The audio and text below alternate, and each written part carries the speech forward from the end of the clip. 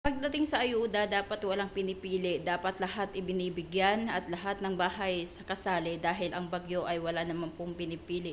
Bakit nga ba ang mga tagalista may mga pinipili? Dahil po mas pinipili nila na bigyan ang kanilang sariling mga pamilya, kamag-anak, mga kaibigan. Yan po ang kadalasan ng mga palakaran sa Pilipinas. Mas marami ang hindi nakakasali, katulad ng mga nasa bundok, nasasisira ang mga bahay dahil ang mga patagalista ang uunahin niya ng mga kamag-anak. Para sa akin, wag po ninyo pinipili ang bibigyan ng ayuda dahil yung binibigay po na ayuda ay hindi naman po ninyo yan pinaghirapan at hindi naman po yan sa inyo. Galing po yan sa gobyerno, kaya kayong mga tagalista, wag po kayo namimili.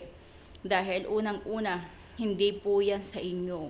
Hindi yung kamag-anak nyo lang, kaibigan nyo lang ang bibigyan nyo, lahatin nyo po. Dahil ang bagyo po, walang tinatalunan, hindi po yan tumatalon at walang sinasabi ang bagyo na si ganito hindi nyo bigyan ng ayuda dahil ako ay lilipas dyan. Yan po lagi ang tatandaan nyo mga tagalista. Matuto po kayong maawa sa mga taong hindi nyo napipili at hindi nyo nabibigyan dahil mas inuuna nyo ang sarili nyong pamilya.